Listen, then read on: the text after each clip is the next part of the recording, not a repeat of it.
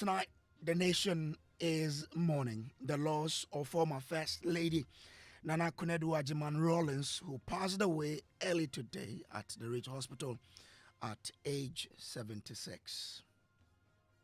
I think it's tragedy in life. It happens when you are not expected. That whatever you are doing, you should prepare. We are all transiting. One day we should all leave. That is a tragic news. She's somebody that will remember forever and ever. Her contribution to Ghana development. Well, we have more as tributes have started pouring in from across the country. Plus, load down of her biography and legacy to the development of Ghana. You will remember her famously for 31st December Women Movement. We'll bring you much more on that here on Top Story, brought to you always by Telecel Connecting Energies, Holy Insecticide Spray and Coil, enjoy Holy Sleep, and also by Short Pension Trust. Into the future with you.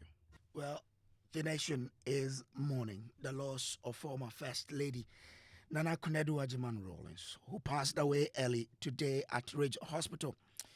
A champion of women's empowerment and founder of the 31st December Women's Movement, Mrs. Rawlings is widely respected for her contributions to Ghana's transition to democracy, having played a major role beside her husband, former President Flight Lieutenant Jerry John Rawlings, in transitioning the country from military rule to democracy.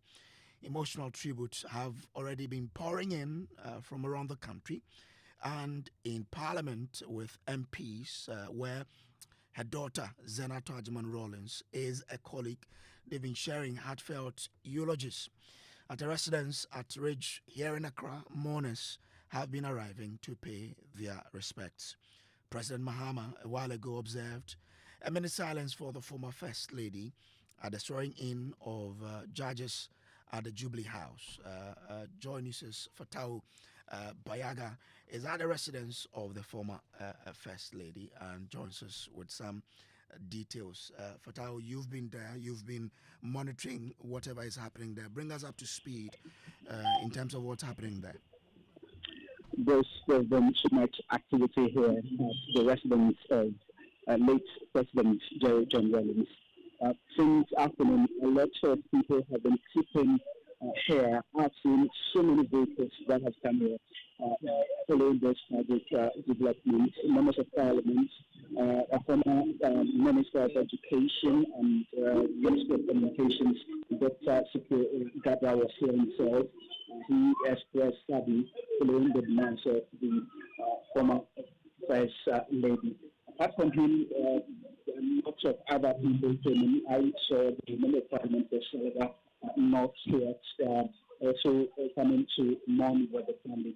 And as I speak with you, a lot of people are still here, including police officers who are manning the gate to ensure that everything goes on well. Apart from that, I'm seeing some other vehicles going into the residence of the late President Jerry John Rawlings. But a few minutes ago, I went inside the residence itself with many other media persons, and what I saw was that they are setting up block canopies, and chairs are also being placed all around to ensure that they welcome the mourners who are currently trooping onto the residence. So also that there's Bayaga would come back to you so we can have a better line. The line is not giving us that clearer of a sound, so we'll come back to you again so we can really hear from you what's happening there. But let me take you to Parliament now, because earlier in the day when the issue happened, members of Parliament really started then eulogizing Nana Konadu Agyeman-Rawlings, my colleague Kweku Asante, who has been there the whole day and really got first-hand information when this whole issue started. Joins me in studio with much more.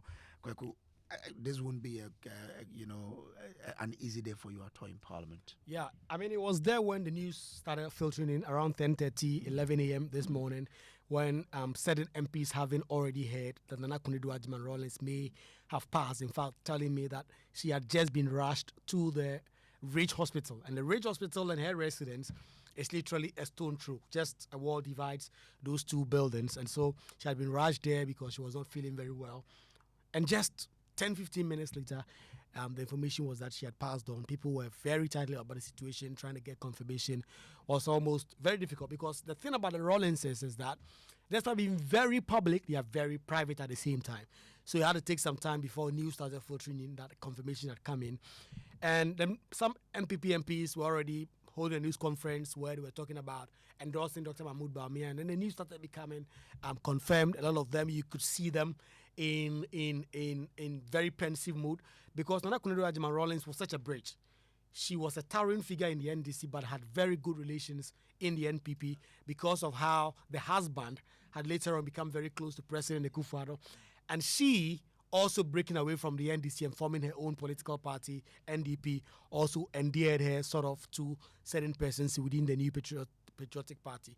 So we've been speaking to some of them who are excited on both sides. They are really taken aback by the news that Nana Konadu Agyeman-Rawlings, they had not heard that she was not well at 76, had gone to the hospital this morning and had not returned. All of them just had one message: that Nana Konadu Agyeman-Rawlings was a larger-than-life figure, and ultimately they prayed for her soul to be with her maker. I think it's tragedy in life. It happens when you are not expected. I think we can only wish her soul God's blessings and God's place, peaceful place, so that the soul can rest. And we wish the family to strength to stand in this tragic situation. I mean, nobody expected, because I think we saw this wonderful woman. I think somewhere last 2 weeks, we saw her around. We saw her in the news. So nobody expected. So it's part of life. We can only pray for her soul. It's something that all of us should be guided. That whatever you are doing, you should prepare. We are all transiting. One day we should all leave. Because there's nothing that one can say. It's very, very tragic. That is a tragic news here. I mean, we've all known Mrs.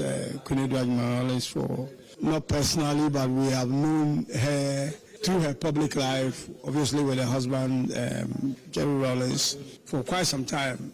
You know, she's been in the public space pretty much all her adult life. And through that, we have known her. She's a very strong woman, very world woman. She is not a woman who stays behind. She herself has been in frontline politics, you know, obviously with her husband in the 31st December movement, and in her own right as head in a political party, having gone for elections and all that. We know her passion for the country.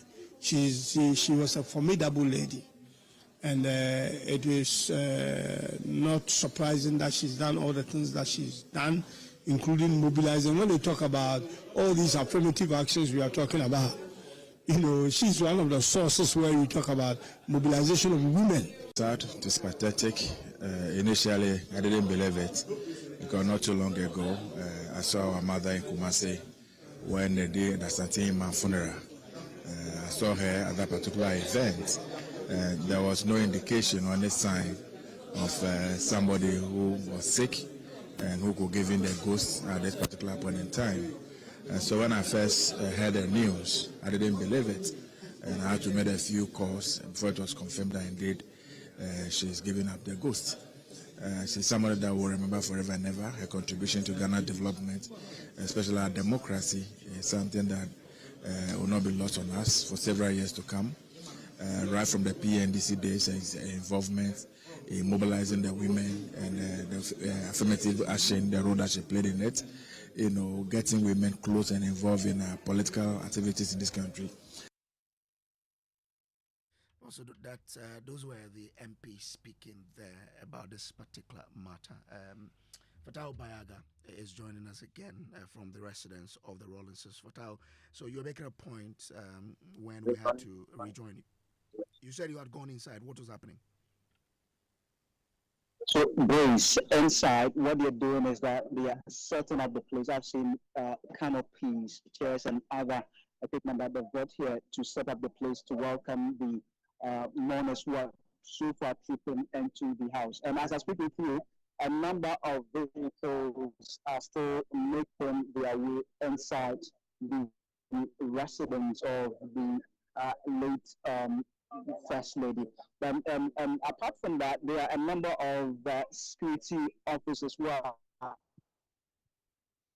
stationed at the entrance. About 6 police officers are here at the entrance of the house. Apart from that, there are others who are at vantage points leading to this particular place. But Bruce, from afternoon till now, a lot of activities have happened here. I have seen members of parliament, including the member of parliament for Salaga North, coming here to spend time expressing sadness following the demise of the First Lady. She said that's a plea of. Well, Bayaga, so I mean, you were talking about the MP for Salaga coming there. Aside, if you take him aside, which other political figure have you seen there? There was so much activity here, and many of the people who came here, clearly the sadness was palpable on their faces. They were, in fact, saddened or stricken by this news of the passing of the longest serving First Lady. All right, we'll try and rectify Bayaga's line so we can bring him again. But I'm still here with Kweku Asante, who's been in Parliament the whole of the day. When this matter happened and engaging the mood, as in engaging the mood in Parliament when this particular matter broke out there. The Rawlings family have been speaking, and Kweku Asante has been monitoring all of that. Kweku, so we were in Parliament when we had to go. So after the MPP were trying to endorse Dr. Bama, some of the MPs there, and then this matter came in. And then from there. Yes, a lot of them really distraught about what had happened. Right after that news conference, I spoke to a couple of them. In particular, I spoke to the member of parliament for Takrade. I spoke to Hassan Tampuli as well. Then we all came to the Chamber of Parliament for today's proceedings. It was about to start at 2 o'clock. It started around 2:30 p.m. with the first deputy speaker in the chair. Yeah. But Parliament sat today for a total of 21 minutes. From the time the deputy speaker walked in to the time he banged the gavel for an adjournment, a total of 21 minutes. And the majority leader had indicated that this was because of circumstances. And we all knew the circumstances. And Parliament usually like to play officialdom. Yeah. So unless they had been officially informed, they normally don't want to put it on the record in the House. And so the majority leader did not specifically reference the passing of the former First Lady. He just spoke about certain circumstances for which reason Parliament just could not ordinarily transact. And Nana Konadu Agyeman-Rawlings' death, cuts two ways in Parliament. Not only is she such a towering figure in Ghanaian politics, but the daughter, Zaneto Agyeman-Rawlings, is also such a key plank in Parliament right now. She's the chair of the Intelligence and Security Committee. She was not in Parliament today, obviously, because of all the things that were happening in the background with all of the things happening. So in total, Parliament sat for 21 minutes, then they adjourned. You could see people were shocked. She was 76, but people still felt like she had a lot more time to live. Because when you see him, she doesn't come across. See her, In fact, her last public appearance, the Asante Hima's funeral, she was there in all splendor. In fact, I've also just seen video that she actually attended another wedding recently with President Kufuor, where she was really hale and hearty, only to be told that this morning she had been taken it very ill and then she had passed on. So people were very surprised. You could see members of Parliament talking among each other from across the aisle, even when the speaker had adjourned the House, for some time before they all filed out and left. Most of them were really shocked and surprised. And again, goes back to the point that I was making early on. Because of her very unique character as a founding member of the NDC, who was there until 2012 when she broke away to found her own political party, but then now very close to the New Patriotic Party because of the relationship Jerry John Rawlings forged with former President Akufo-Addo. Ultimately, before Jerry John Rawlings passed, that has endeared her also very much to the base within the New Patriotic Party fold. And so both sides really speaking to me in some of the sounds that you've played, talking about how a pivotal figure she was. And talking about a biography of this woman and what she has done for herself, the 31st December movement, such a very, very distinct part of Ghana's political history.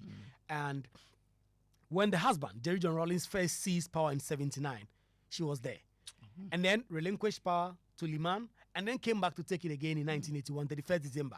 And that is how come 31st December came about. It was such a big movement, so they decided to form a movement with it. They built schools. They built health facilities across the country. It was a mobilizing and galvanizing force for development when it came to women in Ghanaian society. We'll delve more into the biography of Nana Konadu Agyeman-Rawlings, but you've heard the family speak. What have they been saying? So the family say that this is a very important part. They've gone to the president to inform the president officially that the former First Lady Nana Konadu Agyeman-Rawlings has passed. They are calling for privacy, obviously, because they don't want circulations of rumors here and there, but that any other arrangements that ultimately come up, they will let the Ghanaian people know. And so here's a family rep addressing a news conference just a while ago at the family residence near Ridge. Unfortunately, she passed. His Excellency the President was subsequently informed accordingly, and Utufo Osetu de Segura Santini was also informed. His Excellency the President has caused an official statement to be made confirming Nana Konadu's death. At this stage, the family is obviously in mourning and will crave your indulgence to give us some privacy. All further notices will be relayed by the government. Well, so that's a leading member of the Rawlings family asking for some privacy there. Let me now bring in the Deputy Director of Elections and IT of the National Democratic Congress, the party that many regard her as a co-founder with her husband. Tanko Rashid Computer is joining us on the phone lines now. Tanko, I'm grateful to you for joining. I mean, what state? I'm sure we're all in a mood that all of us are sad, really. But what was that first reaction when you heard this news early morning? Tanko, do I have you? Okay. I do not have Tanko there. Tanko, do I have you? We will receive it with the... Oh, Tanko, okay. Sorry. Hello, Tanko. Hello, okay. I missed a lot of things you said, so kindly restart for me. Can you hear me now? I can hear you now clearly. Yes. So let me say good evening to your cherished listeners. And I must say it came to us as a shocker. One of the terrible news this morning that came to us as a political party. I mean, when the news first broke on our platform, you could see that all leadership members of FEC were very much surprised with the turn of event, because we least expected this.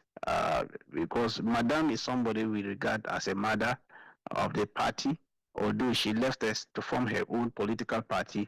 That doesn't mean that when we are talking about the history of NDC, she's a tall figure when it comes to writing the history of NDC.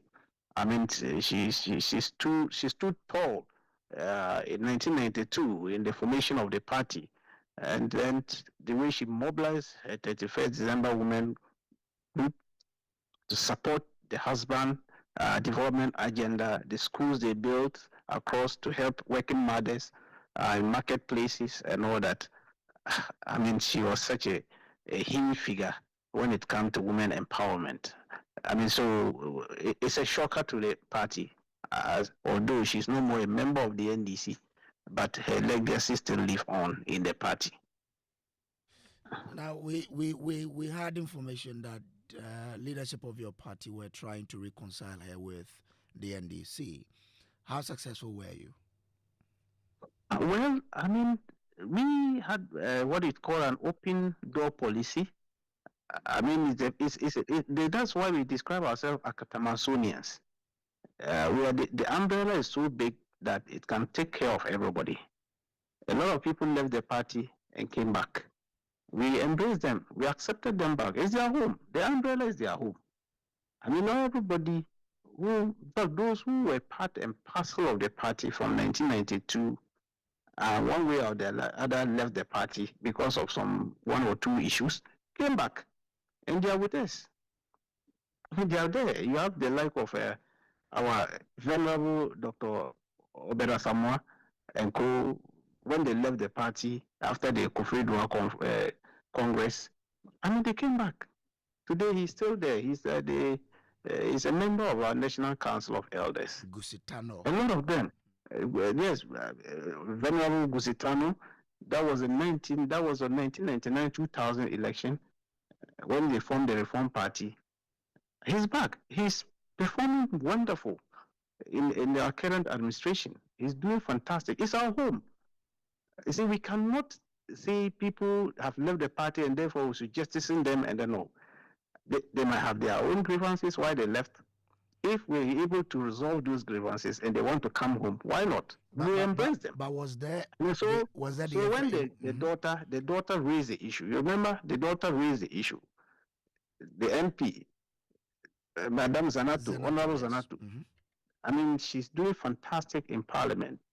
She raised the issue that we should think of bringing her mother back to the party and all that. Leadership started looking at it.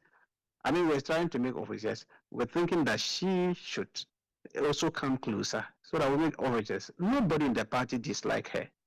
No, I can assure you, nobody in the party dislike her. Everybody in the party considered her at that high level, being a mother of the party. She was instrumental in the formation of the party and all that. And so that respect is there. We accord her that kind of respect. But we needed to just also, you see, when you are trying to negotiate, you give up something and the other party also give up something so that in order to come closer.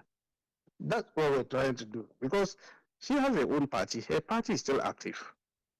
I mean, in the last election, you saw what the party did. They were there. They participated in the election. And so, clearly, if she was to come back to the NDC, that means that she was going to give all that party and all that. And so these were things we're trying to work out. Unfortunately, we lost her along the line. It's a terrible news to the NDC. We are mourning with the bereaved family. Leadership is trying to put together a statement, official statement will come out from the party concerning this. Presidency has already issued a statement. The majority group in Parliament has also issued a statement on that. We have received it with a very big, terrible shock to us because we respect her. She's our mother as a party. And we have her daughter being a member sitting on our ticket NDC, and she's doing wonderful well. She's one of the best MPs you can think of currently. And then so it's our funeral as well. Yeah. And so we are mourning with them. So thank you. How will you describe the space that she is living in the party and in politics of Ghana? Well, if you look at her role as a promoter of female women empowerment, one of the topmost gender activists, not only in Ghana, but in Africa. I remember vividly in 1995, the Beijing conference of 1995, where these female empowerment gender issues came up strongly. She was one of the speakers in that conference in 1995.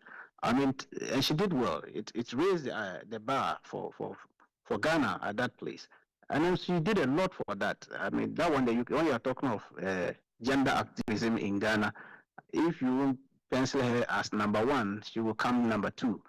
I mean, that one, nobody can take it away from her. That is a big void that I think it will take us time to fill as a country. I mean, she was somebody who would not mince words in fighting for the for females and their empowerment. And you saw it in these activities under the 31st December Women Movement, where they built schools in marketplaces to take care of working mothers, children, and all that. That was something very, very innovative, trying to help the gender activities of which she was pursuing. So that aspect alone, I mean, it's a legacy. We are yet to see somebody who can fit into that.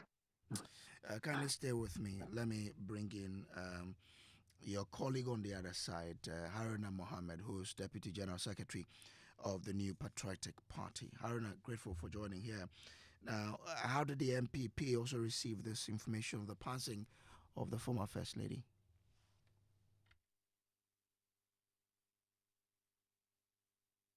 Haruna, kindly unmute so we can hear what you're telling us. Thank you very much. I'll first say good evening to your cherished listeners and thank you for Rashid. We in the MPP are in a state of disbelief. We're in a state of disbelief because we have been on national programs with this, the former First Lady, who has just passed today. The very recent was the Asante Hima and another wedding that was attended, which we had very good interactions with her, and nothing showed that she's going to leave us so soon. But who are we to question the will of God? God has decided that he wants to call her back, and we as humans will only take it and accept the will of God. So for us, we are in a state of disbelief because we never thought that it is going to be so soon. Well, and for you, how do you describe, I mean, the loss that we have? I mean, in the political dispensation of this country, we won't ever hear her thought on how the direction of this country should be again.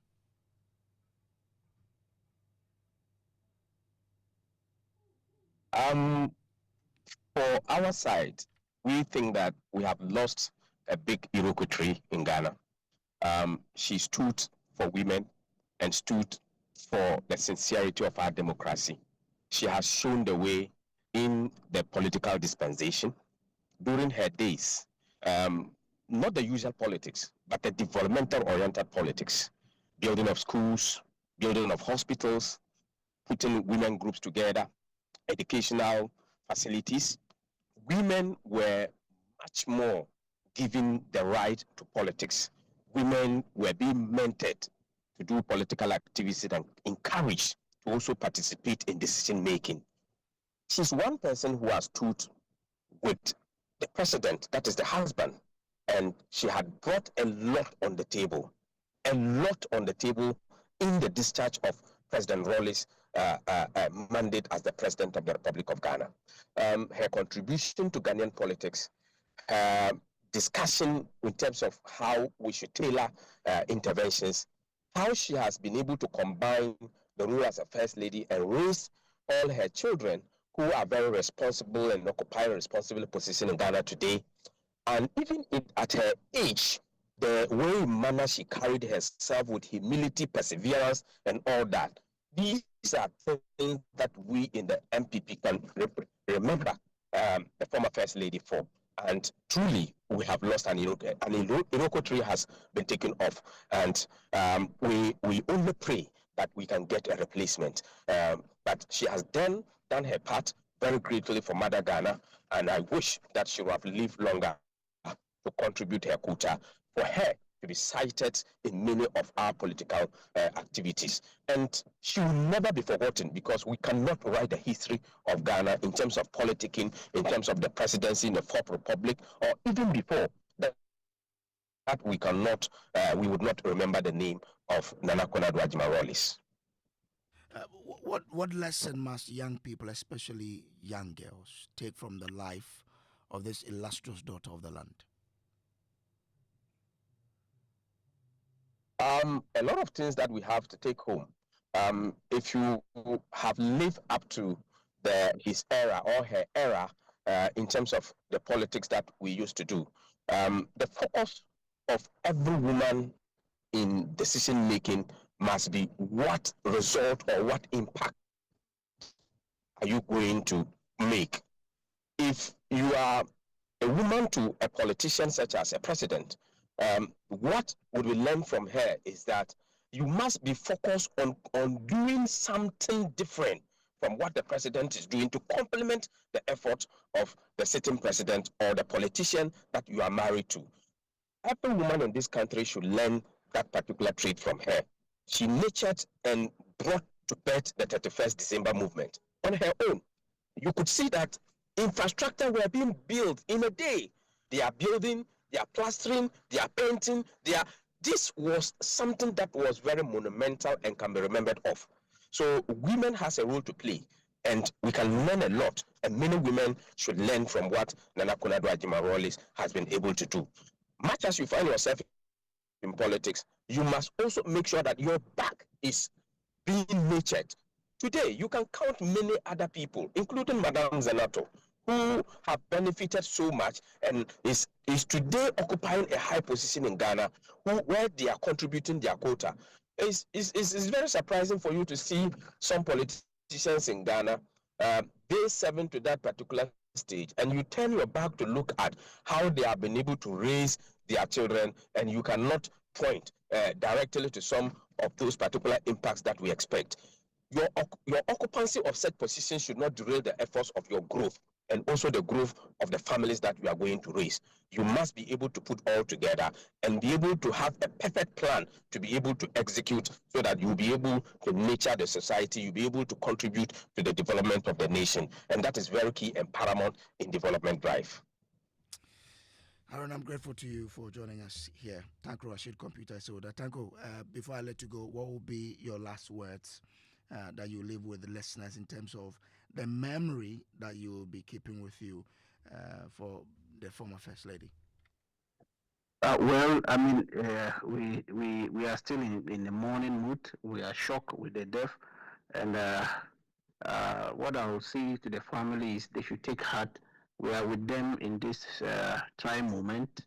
It's not been easy losing such a colossus when it comes to women politicking in Ghana and politics in general. I mean, she did very well. She did her part, and I know posterity will write a very good story about her when it comes to women empowerment and gender activism in Ghana. I'm grateful to you. He is Deputy Director of Elections and IT for the NDC. Now, we'll still bring you much more of this particular developing the story on Newsnight. We'll be taking you to the presidency because the president has been speaking. My colleague Maxwell Agbagba will be joining us with a lot more of what's happening. We understand the presidency has issued a statement. Maxwell will be bringing us details. All of that here on Newsnight after these. All right, welcome back from the break. Let's continue with the sad news that has got into all of us here in Ghana. And my colleague Pearl Akanya of Pearl Ofori is joining us here. Pearl. Why are you smiling? Nothing, I'm just... well, so you have a lot more on this this story, this very, very sad story. Well, of course, you started the conversation on Top Story. The country, of course, is still mourning the passing of Nana Konadu Agyeman-Rawlings. Earlier, we heard from you spoke to the NPP and the NDC. Well, earlier at the presidency, President John Dramani Mahama observed a minute of silence for the late former First Lady. Presidential Affairs correspondent Maxwell Agbagba was there, and he joins us via Zoom right now. Maxwell, thank you for joining us on Newsnight. I'm pretty sure that a lot of people have been trooping to the Jubilee House today. Briefly describe for us what the general mood has been there since this news broke.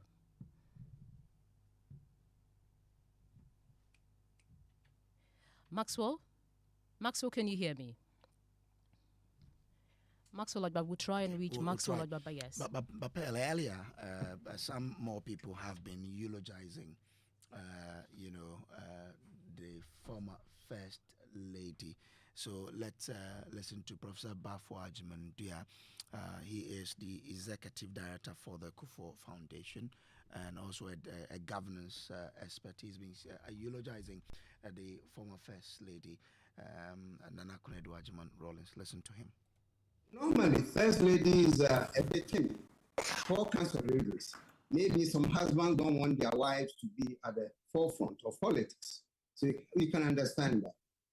And if I look back from Nkrumah's era, I cannot identify any First Lady who was so politically engaged as Nana Konadu Agyeman-Rawlings. You know, first time Nkrumah, perhaps being foreign, did not want to meddle in politics, or perhaps the wife told her not to do that.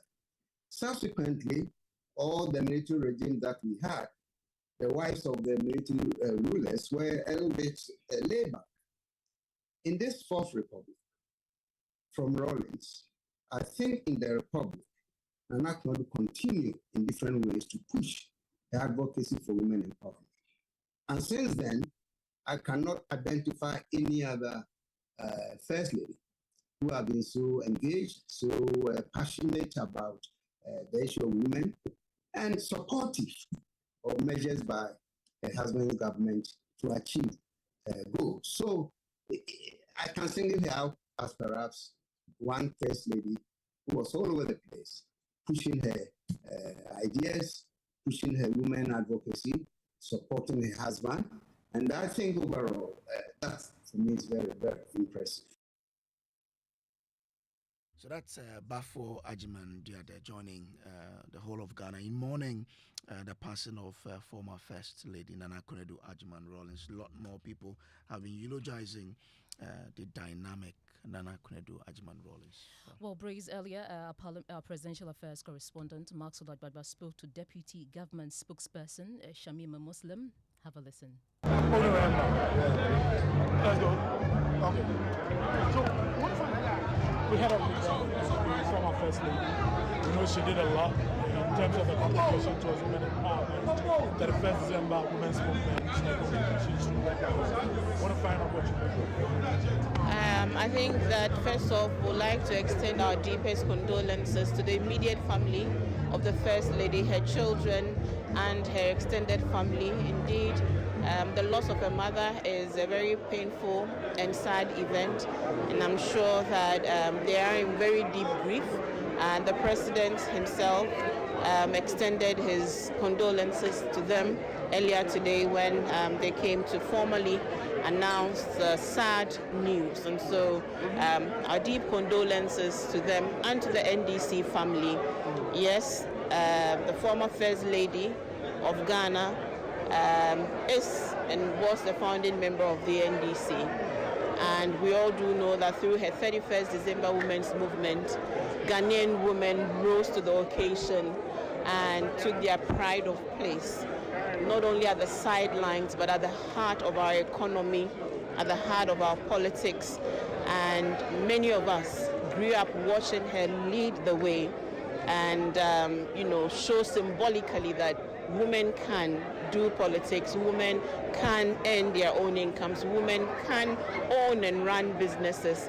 This was her life's work. It was sad that towards the end, she had to break away from the NDC, and I know that there are some actions that were being taken to see her possible return to her own legacy, the legacy that she built with her husband, because she was a bedrock to the former Flight Lieutenant John Rawlings. So it's a very sad day for this nation. But like I said earlier, her legacy will live on, because we can't talk about anything of women empowerment in Ghana without mentioning Nana Konadu Agyeman-Rawlings. For that, she will rest peacefully knowing that she has left real major footprints in the sands of time. For young women who are in politics, what lessons can they draw from her life in the time ahead? Courage and boldness and resilience. Sometimes your boldness might go against the grain, but if it's what you believe in, you go for it. And I think that is what she represents to many young people, that your decisions don't have to be the most popular decisions, but if there are decisions that you believe in and There are values that you hold dear. You shouldn't be afraid to be the only person who, stands in your truth. That's the level of her strength, and that is admirable. You may not always agree with everything she did, her politics, but you cannot deny the fact that she was a very stout and a strong woman who defended the causes that she believed in. And for every young woman, that is what we need now in this, patriarchal society, for young women to be bold, as we know from her own refrain during her campaign, to be bold and to, have the courage to take the step to participate.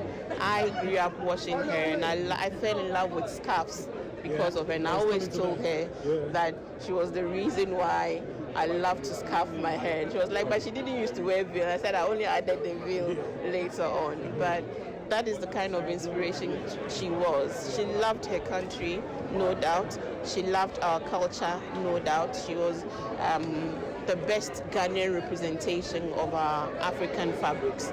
You wouldn't see her anywhere on any occasion without her African print, beautifully sewn cover and slit.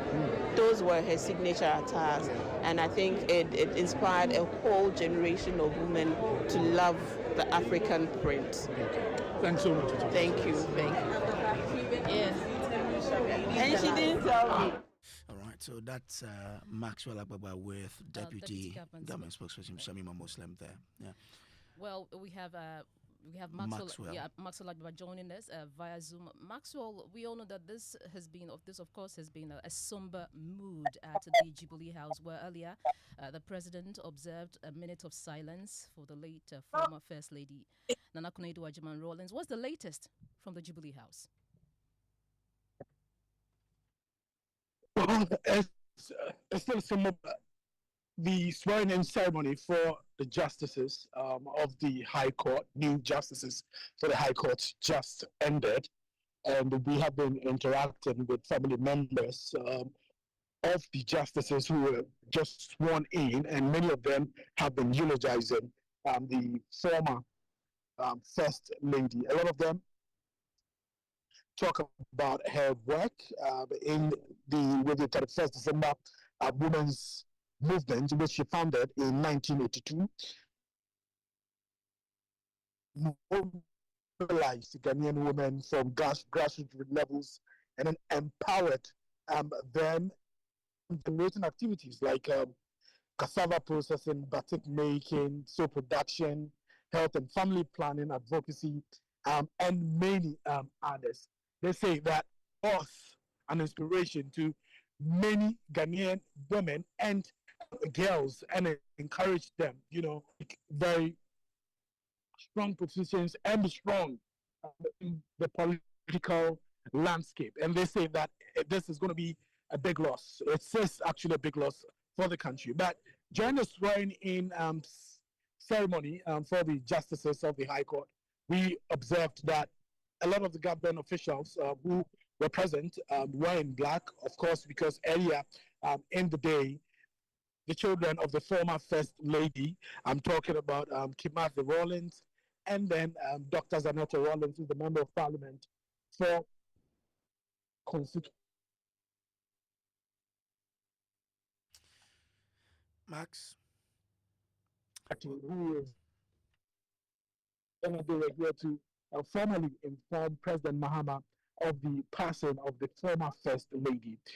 So a lot of the government officials who were present during the swearing-in ceremony were in black. I saw Presidential Advisor Josba Mukhtar, she was in black. Presidential Advisor Dr. Valerie Sawyer, she was also in black. Many of the officials, government officials, were in black. And for the families who've been speaking to here, it's all praise for the former First Lady. Maxwell, we understand the presidency has issued a statement.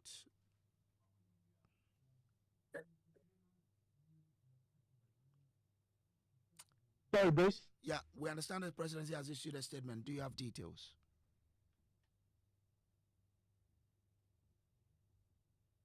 Okay. we'll try and connect with Maxwell again. But let's take you to Kumasi as well, because that is... Maxwell, do we have you? Is the line better now? Yeah, can you hear me now? I can hear you now. Wanted to get details of this statement we hear the presidency has issued in the last few minutes.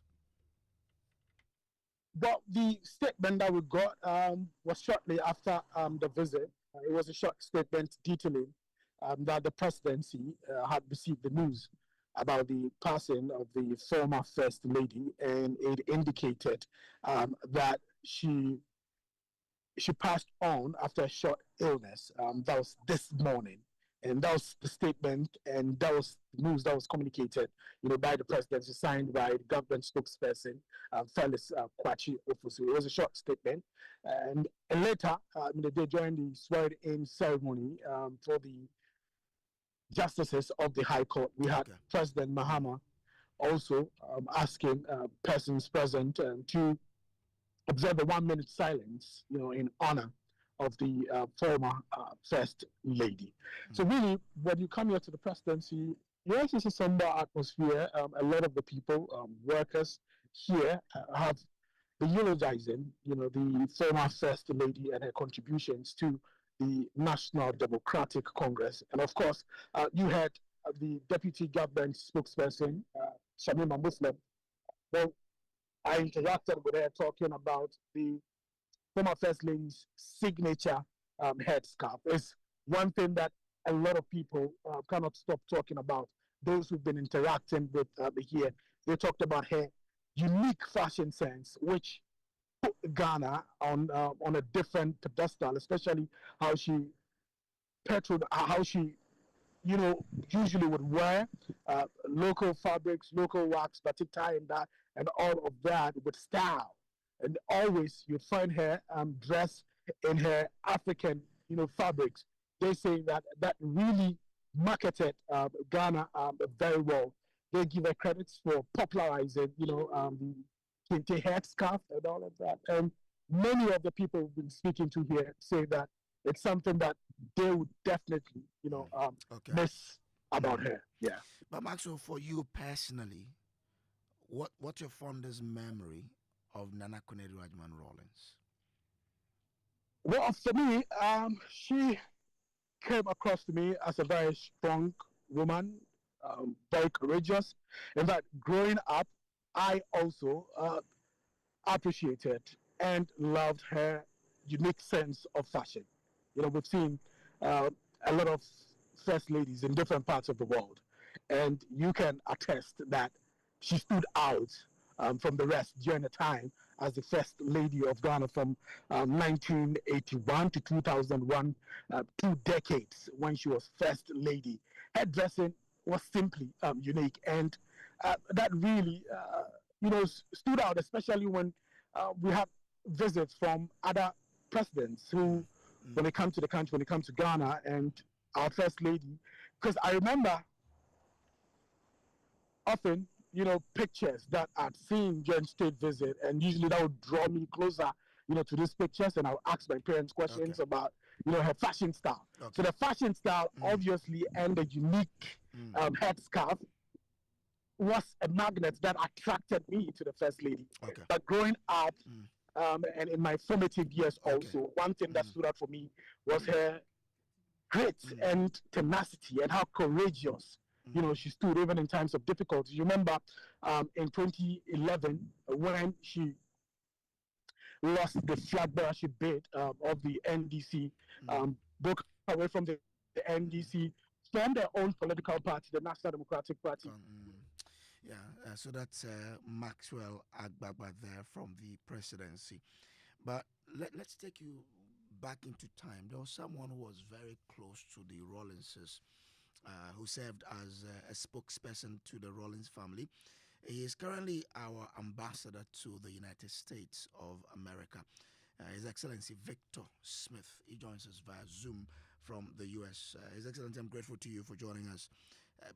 How did you hear the news of the passing of your former boss?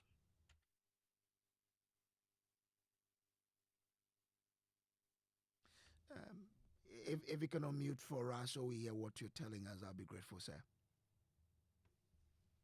going on here. And I was woken up, around 4 a.m. and the bad news was given to me. Can you hear me? I'm hearing myself again. Okay, I can hear you. I missed the earlier part of it, but I can hear you now clearly. Yeah, what I was saying was that I was woken up at 4 a.m. and given this, news. So I decided to cross-check because, these days people can say things which are not true. Not because they want to do mischief, but just that social media and things can come up with all manner of AI stuff. So I checked with the office of the former president, the household. And I was told that it was not true. That was the first reaction. But then I could tell from the voice of the person giving the information that he was trying to sort of keep it under wraps. But then not too long after that, the confirmation came. I wouldn't say I was traumatized, but I was hurt. Because I've been planning with Zaneto to go and make some peace with Madame because we had some issues in the past, and it didn't happen. So I was really sad. I was saddened by the passing. Ambassador Smith, Pearl here, just want to find out from you, how close were you to her? I cut my teeth in Ghana's politics with Mrs. Rawlings. She was like my mentor. I was a student in the UK during the revolution, and I used to write pieces of ideas and offer suggestions to her to guide, if you like, the president then, the head of state. So we had this bond between us. She didn't know me. I hadn't seen her apart from on media. So when I was done with my studies and I came down to Ghana, I was working at State Enterprises Commission. I made contact with her, and she was very pleased to see me and everything. And from time to time, she would invite me to discuss certain issues, how to deal with certain issues. I used to write speeches for her, and gradually she suggested that I be brought into the president's office and assigned to her to set up the office of the First Lady. This is how we started. This is back in 1994. So that is how close we were. Okay. That's some kind of a bond, but who was she beyond what we know of her in the political space? I think she's the one who can be remembered for giving visibility to women in politics. She pushed for the empowerment of women. She actually lived it. I was in Beijing with her. I've been everywhere with her on the 31st December Women's Movement tour of the whole country. I got to know the whole of Ghana through her. We used to talk, we used to discuss things. So when I say I cut my teeth in politics with her, I mean it. So this is, women's empowerment and the visibility of women in Ghana politics. I think she led that particular momentum. You possibly know her better than a lot of us. What would you say, or how would you describe this loss to the nation and to us, the young ones who are not coming up? Well, it was sad that she fell out with the NDC. By the time she was First Lady, she was a very strong personality. You remember she used to use the expression, be bold. Yes, yeah. She lived it. She was a very bold person. And I took some of that boldness, from her in politics. She meant well, but unfortunately, because of what happened in Sunyani and, she set up her own political party and all that, she seemed to have gone to the background. But she was a real serious woman in the empowerment drive, gender issues, and looking after their children. She believed in the power of the woman to be able to help this country develop. But she disappeared. She went into the background over the years when she left the NDC.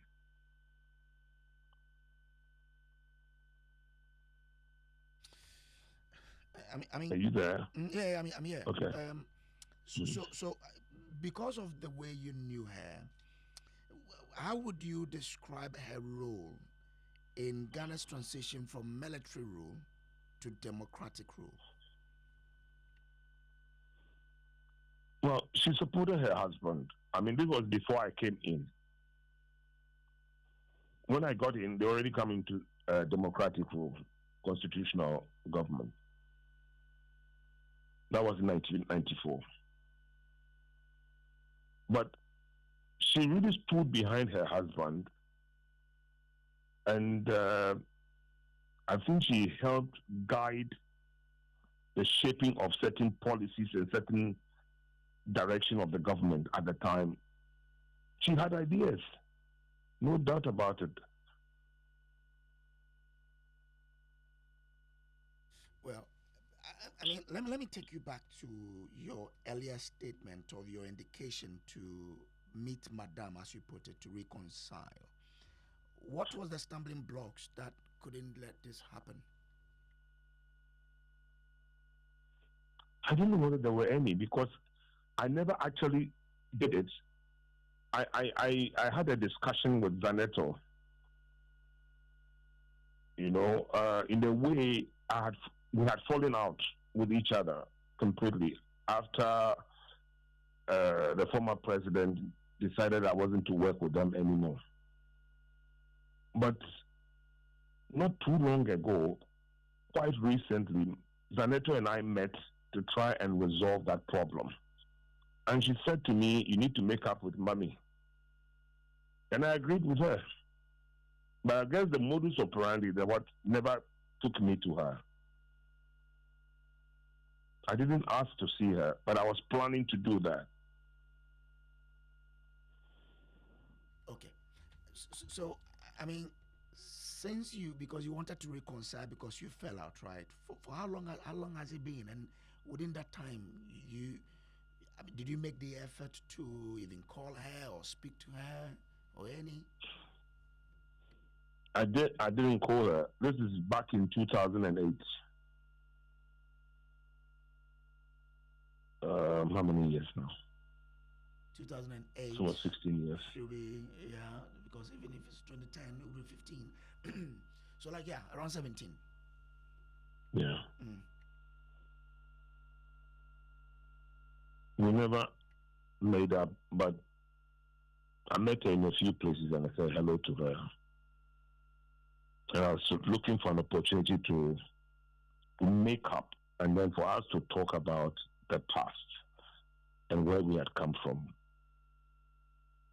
But God knows best, so I don't know why it didn't happen. Looking back, do you regret what brought about the split? Not at all. There was a misunderstanding.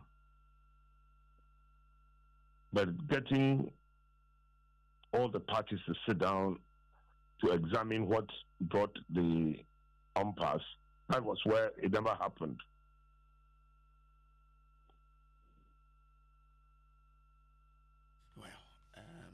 And is this something that was avoidable? Which one? What brought about because you call her Madame, which means that there's a special relationship between the two of you. Oh, yeah. What brought the split? Is this something that was avoidable? So the split was from the old man's side. I mean, when the former president said he didn't want to have me in the household anymore. That was the end of that brought us fled. But there was the real reason behind it. We never discussed it. Okay. Do you mind discussing that real reason?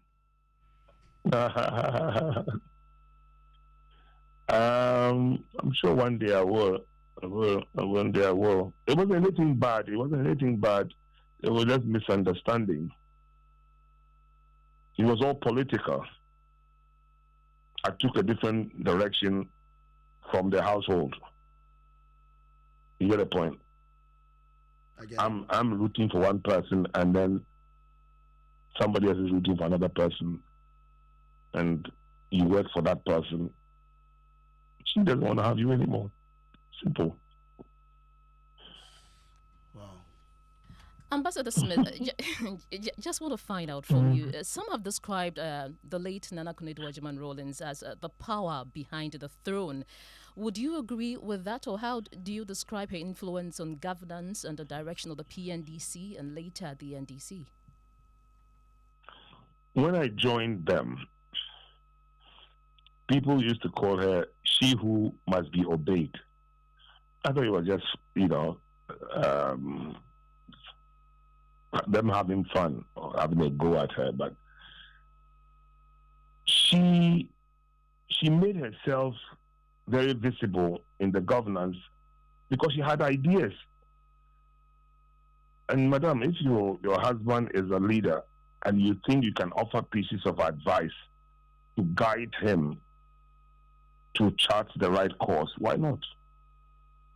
She justified in some of those cases. She wasn't running the government, but she could offer pieces of advice to the husband.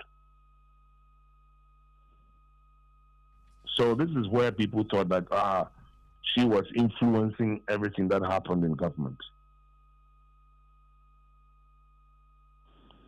Ambassador Smith, and maybe the last question would be, what moments or experiences stand out for you when you think of the late Nana Konadu Agyeman-Rawlings, briefly?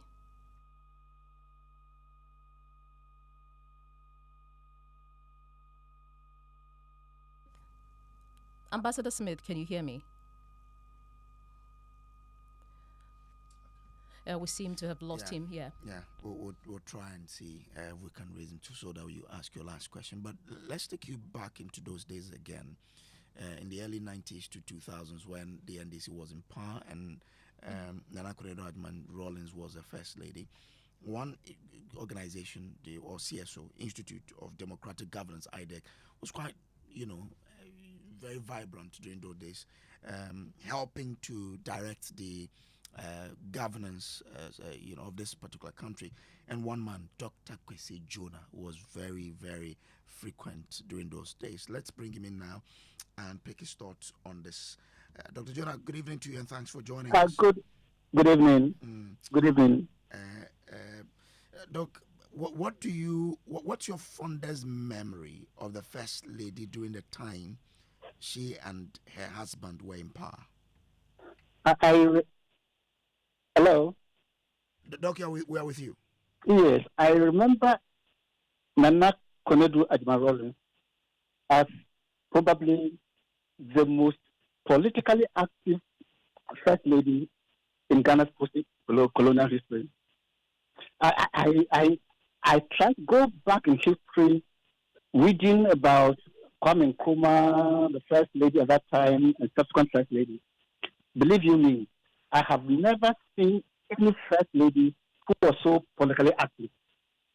So, if I were to describe her, I would say she was the most politically active first lady in Ghana's history.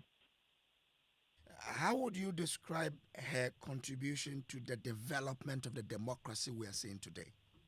Okay.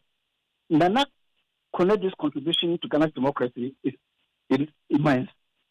Look, this is a woman who organized the women of this country, a very passionate promoter of women's empowerment, defender and protector of children's rights, helping market women get nurseries in their market so that when they were working, their children could be taken care of in the nursery.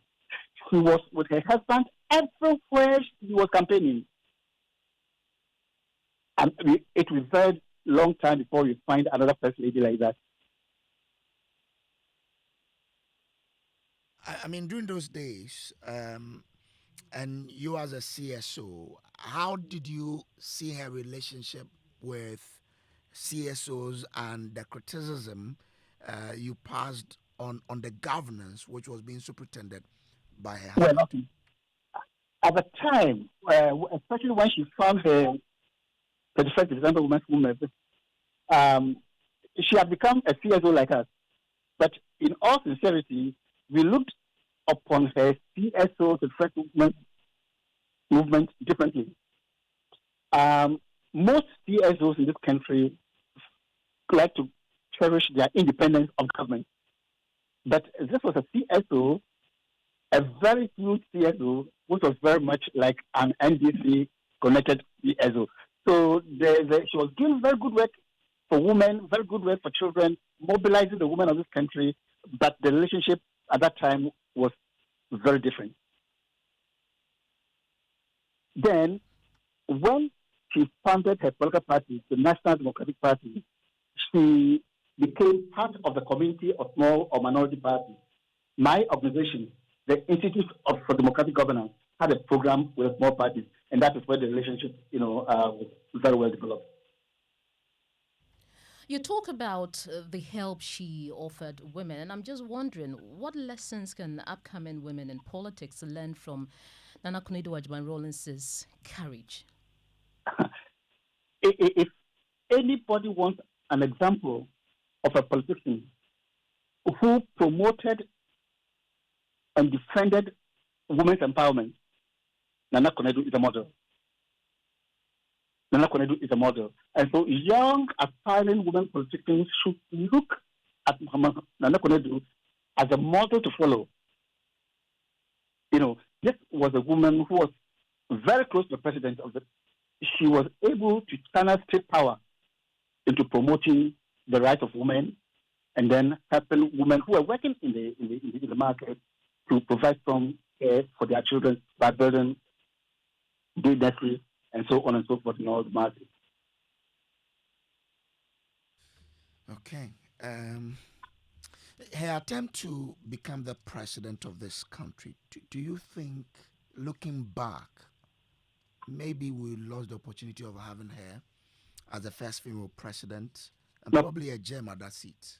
Yeah, personally, I think her attempt to establish her own political party was some kind of mistake. I think that if Nana Konadu had stayed in the NDC, she would have contributed even more towards the development of that party. And I think the best option would have been to stay within the ranks of the NDC and help the party grow. And how do you think the country should honor her contributions to national development? The country should remember Nana Konadu, as I have said, as that very politically active first lady who championed the development of the country, promoting the rights and empowerment of women, promoting and protecting children's rights, and also very actively helping her husband to develop this country. I mean, if you want to understand the expression, behind every successful man, there's a woman. Nana Konadu is the one to look at. Dr. Jonah, I'm grateful to you for joining us, and the people of Disco says I should say hi to you. I should say hi to you. So that's Dr. Kwesi Jonah there, Senior Fellow at the Institute of Democratic Governance, IDEC.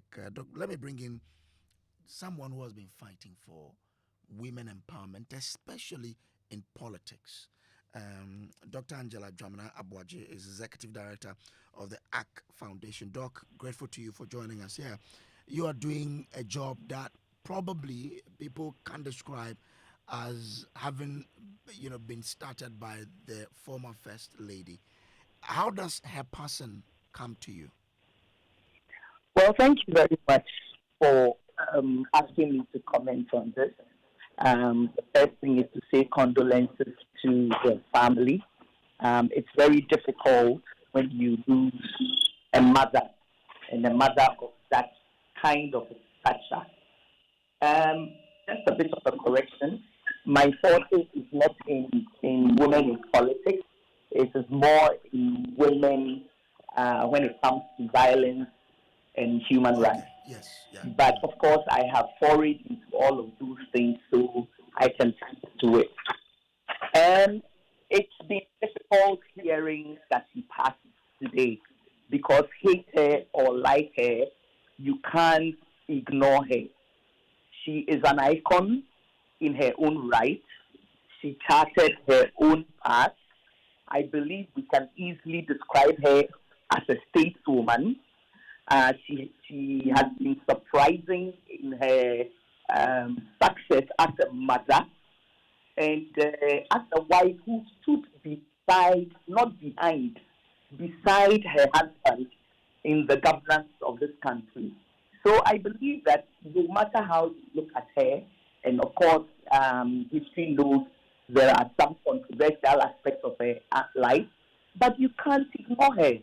She did a lot of good for this country, organizing women at the grassroots level, especially.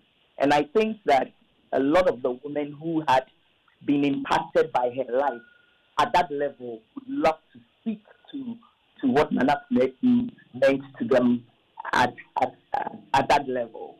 But also, I just want to add that one thing I remember of her is that she had a moral pull on the Rawlings appointees, especially those of the revolutionary era, okay, which was very interesting. And I can say this because my own husband was a district secretary PNDC before he became DC and much later an MP.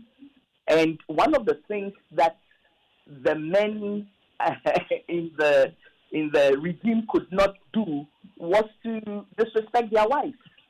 You did that at your own peril, because a 31st December woman hearing that you're doing something like this, if it was reported to Nana Kweku, you were not going to take things lying down. So that is something that I would want to really say that she did well. That kind of a moral tool in terms of how men treated their wives, no matter how politically, let's say, exposed or what kind of political status they had. Yes. And possibly one thing that we can't lose sight of is how she was also able to raise her children.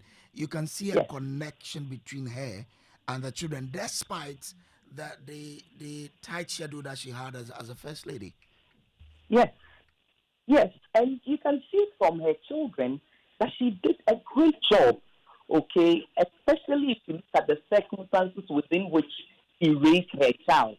I mean, there were dangerous moments for her, okay, and I know that there are times when, as the wife of a military officer, especially in those days when the coup had happened, she herself had to seek refuge, take her children with her, and make sure they're safe and all of that. And protecting them and protecting their minds, especially from attacks of all kinds. I think she did an amazing job as a mother, and we can't forget her for that. I mean, when you mention, I'm just imagining how she would have carried them in the car when there's a coup somewhere. Exactly. And taking them somewhere. There should have been something we would have had on camera, Madam Dwamena, on the back of that, do you believe Ghana fully appreciated the kind of leader she was while she was alive? Well, if we remember what she's done, we should appreciate her. It's true. I was listening to the ambassador, when you were speaking to him, and said how she fell into the background after she left the NDC. I mean, at a point, people grow, sort of fade off a little, even though she was still visible in different spaces. But the thing is for a nation to remember what its sons and daughters have done in the past. That's how you're able to honor them. There's no perfect person. I haven't seen a perfect leader.